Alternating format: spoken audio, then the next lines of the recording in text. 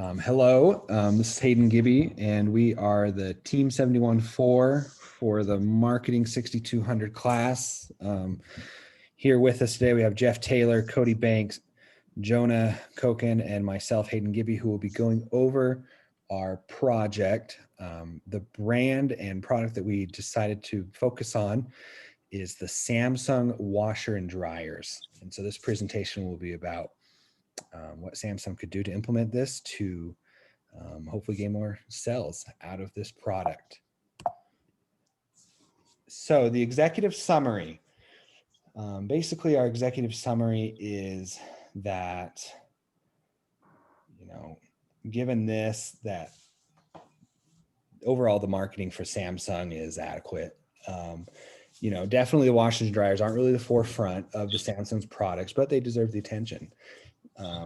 So by having, one of the recommendations we have is to have more information available to the consumer, which can lead to awareness and ultimately lead to more sales.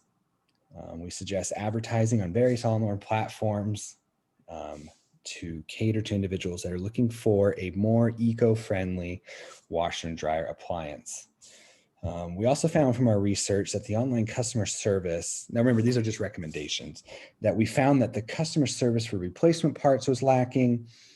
The ability to obtain parts and the time that it takes to get these parts is a little lacking.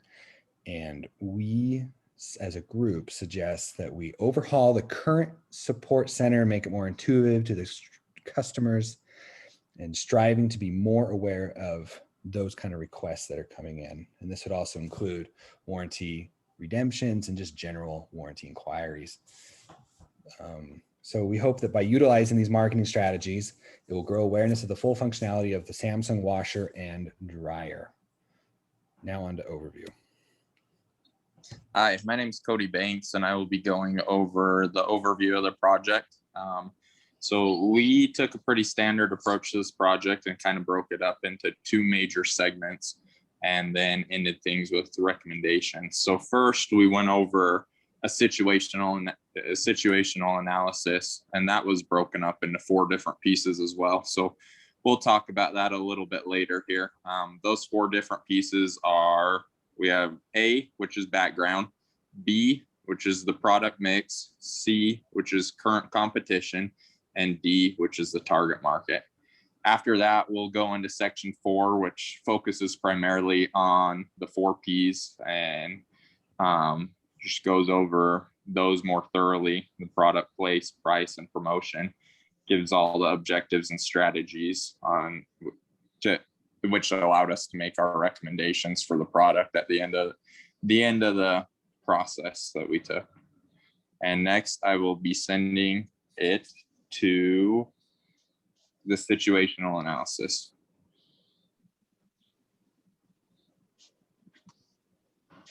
So the company background, Samsung is obviously a very well-known company out of South Korea. They're probably best known for TVs and cell phones as of late, and tablets. They are one of the largest producers of electronic devices in the world. And they produce everything from small consumer electronics to home appliances, semiconductors, memory chips for computers, and integrated systems and softwares and operating systems. They started out as a small grocery store in the late 30s and is now one of the biggest names in the tech industry. They actually produce 1/5 of South Korea's exports.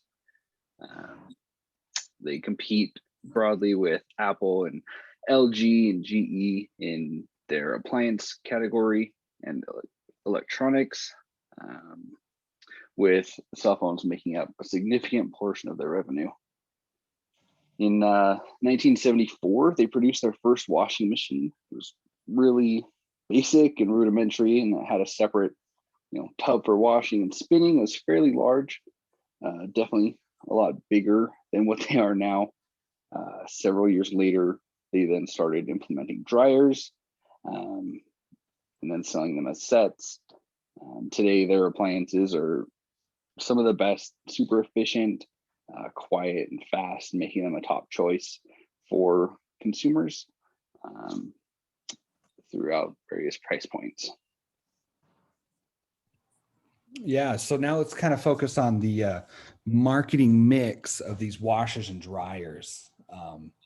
With the product, these days, depending on what kind you buy, they can be seen as very high-end luxury washers and dryer products, or you can get like, the more basic ones. Depending on these models that you would receive, these days, some of them now get notifications from your smartphone. They're really focused on like the smart home capabilities. If a consumer already has like the appliances or the TV or the phone, just kind of creating that ecosystem of products. As a whole, they offer these washers and dryers in trendy neutral colors, which appeal to new home builders. For some consumers, having that is almost more important than like the functionality of the dryer. And with price, depending on the size and the technology that you get with washer and dryer, these can range anywhere from $1,300 to $2,500. And, all these things will go over more, especially price later on. That's another aspect that I have. But, with their competitors, they're around the same price. All in all, it's an investment that consumers understand that they need to do and need to make to keep their clothes looking good, their everyday household items they would use. Now, typically, Samsung washers and dryers are sold at retail stores through retailers. Very rarely can you get on their website. It just depends what country you're in. Some of those stores are Home Depot, Lowe's. I know Costco has them, and local furniture stores might be direct sellers as well. Promotions, for these washers and dryers are typically pretty normal. They do offer some promotions on holidays that are very common.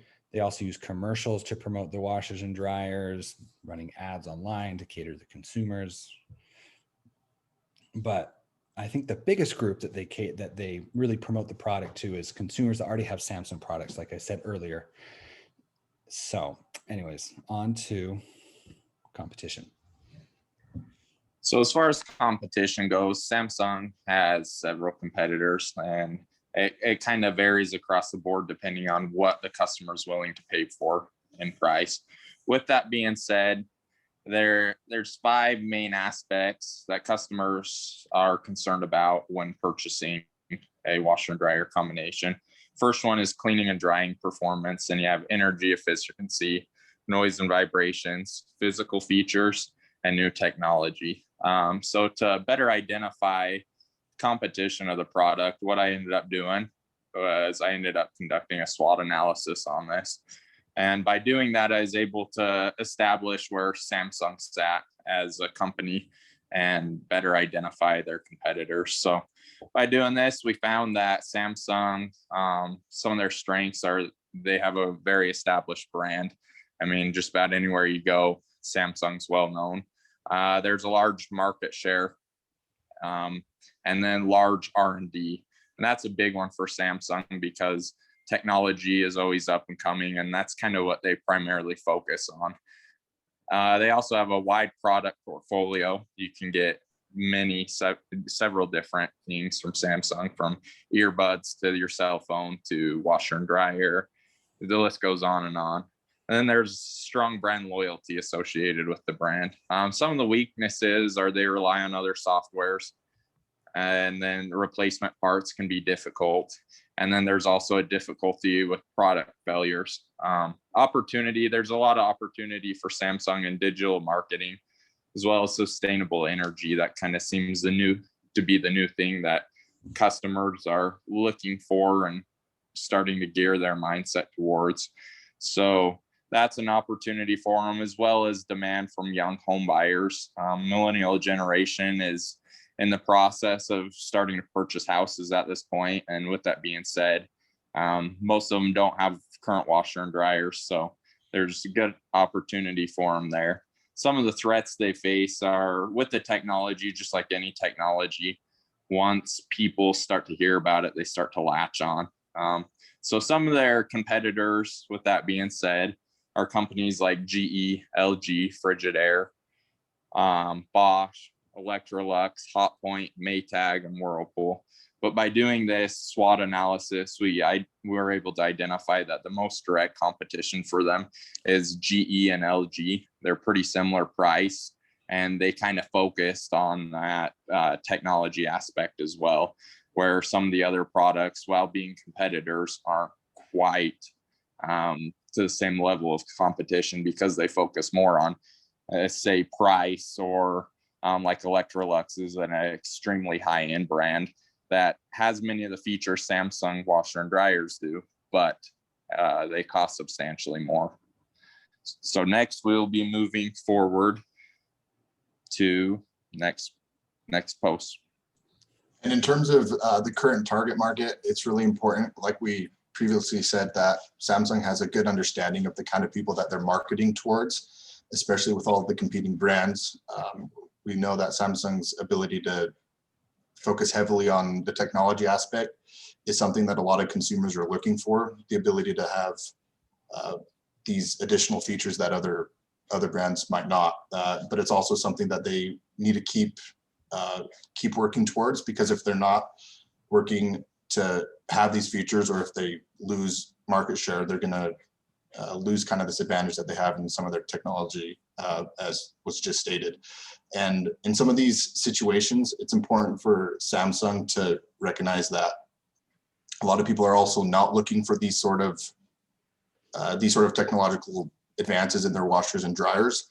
And so while they do advertise heavily towards, having a good design, having these sort of features that a family might want, the convenience of all the additional, from things like the ability to notify you on your phone of when your laundry's done, may not be something that's going to be sustainable in the long run, with a lot of people maybe not needing this, or other washer and dryers all having the same feature. So for Samsung, the necessity to understand what kind of people they're marketing towards, and to make sure that they are consistently working on finding new target markets, rather than just focusing primarily on innovation and the designs that they have in their washer and dryers. Okay, now we're going to move on back to the 4 Ps of the marketing mix, and kind of the objectives and the strategies. We'll start with product, move into place, go into price, and go into promotion. Do we have a time, anyone? No? Okay, well, we'll just start with product. So product, we're gonna hit on technology. The majority of the product focuses on technology. With that being said, there's lots of different technologies associated with the product, a lot of different features that Samsung offers. So one of the big things is the majority of Samsung washing machines wash at a lower temperature, which saves energy. They have a bubble soaking technology, which allows bubbles to latch on to stains on clothing. They use a digital inverter motor, which is also something that's focused on the efficiency of the machine. And then they offer a 10-year warranty. One thing about the washer itself is there's 10 to 12 different cycles depending on what you're washing, and it's a one-touch system. And what that one-touch system means is you don't have to look back at it. Doesn't give you any more grease once you've started it. And some of the things about that are the fact that they have this technology that's called add a load, and it allows you to easily access the washer and add additional clothing items if needed as you go. They're pretty small machines, but they have the capability of washing large loads. And then they use a VRT technology for noise. As far as the dryers go, they're sensored, which allows for optimal drying, which in return doesn't ruin your clothes over time. They are also 10 cycle. They use a smart care technology. This is just standard mid-tier that we're talking about. They use a smart care technology on them that allows customers to access customer support by their app on a phone, so they can identify problems. As far as packaging goes, they're pretty standard. I mean, cardboard, and you got styrofoam inside for transportation to make it so the product doesn't get ruined during shipping and receiving.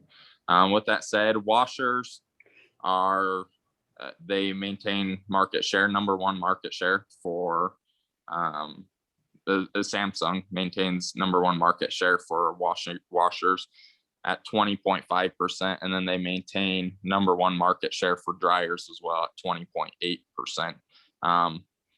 Everything's pretty easily accessible as far as information about the product. If you need to find anything out, their website does a pretty good job of that. Customer support's easily accessible. So next we will be moving to Place. So when you go to buy a washer and dryer, chances are your consumer is going to go online and do some research first off.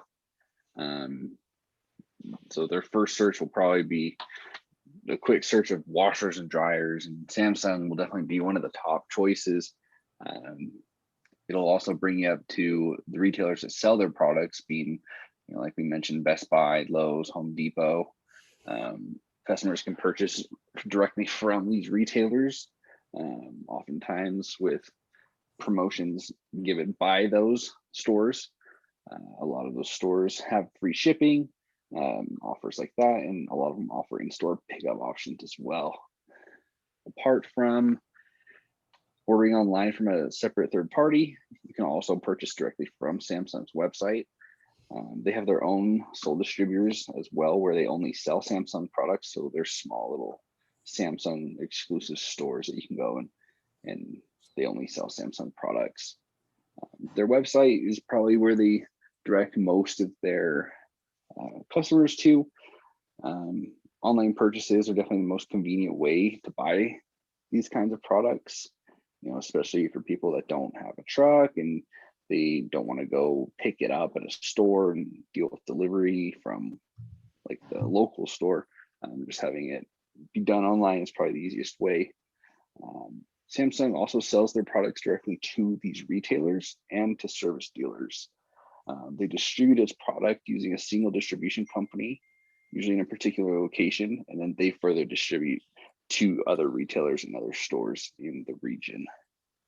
By doing it this way, they're able to take the focus off of direct business to consumer sales and focus more of their resources on like the customer service and their maintenance side. So they're obviously a market leader for a lot of reasons, but their sales process and distribution methods definitely set them apart. Their website, super simple, clean. It fits the image that they've kind of created with their products. And their products are everywhere. You can find them at most stores, and they're easy to find and they're front of mind for most people. I think one recommendation would be to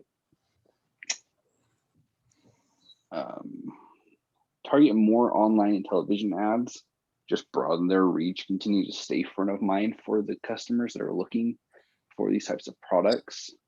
And then it'll allocate more. They need to allocate more money to do this because those types of advertisements are very expensive.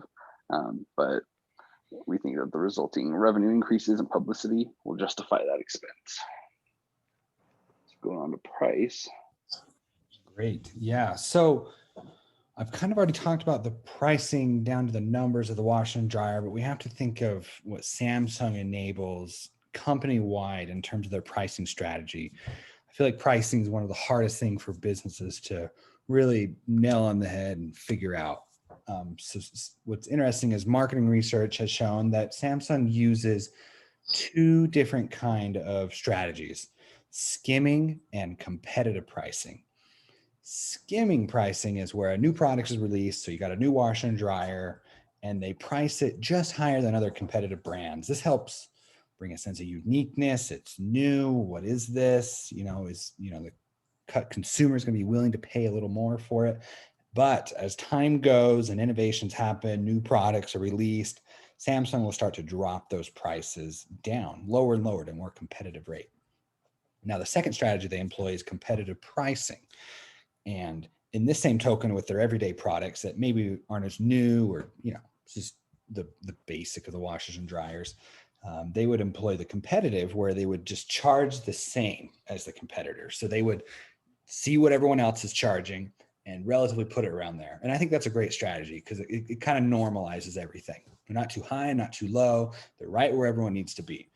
And so this, this strategies that they do really helps them put them in line, gives them that number one market share that's been mentioned before. So anyways, now on to promotion.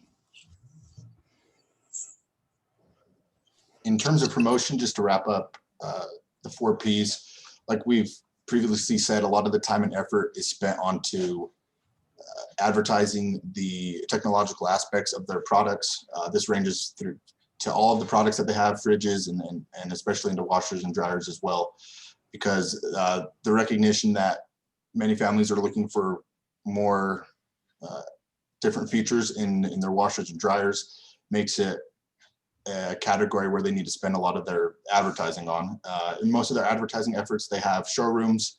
They have a lot of other types of media that they use. They spend a lot on advertising, even just specifically in their washer and dryer segment. And while at the same time, a lot of their advertisements will not just advertise this product by itself, they'll advertise everything that they have as well and kind of tie it into one big category to kind of strengthen the Samsung brand. And just as a recommendation would be to also expand outside of just the technological aspects to focus as well on the durability, as there are a lot of people who are not looking for these sort of features, who just want to know that they're spending money on a product that will last a long time. And on top of that, another big aspect of promotion is to have a good customer service, being able to get the necessary replacement parts that they need, and to know that they'll be able to get more warranties or to be able to fix any issues that they have with their products. So that would be something that they might want to focus on in the future, is to focus on the durability of their machines going forward. And yeah, and then just to finish those 4 Ps for our evaluation, essentially what we suggest is that they focus on the sales. If they do go forward with any of these additional suggestions, and by doing so, we think that they should be able to grow market share. They should be able to continue to have success, that there are ways that they can improve. While at the same time, there's a lot of things that they have been doing that will continue to remain successful going forward. Great. Well, thank you, everyone. And thanks for tuning in.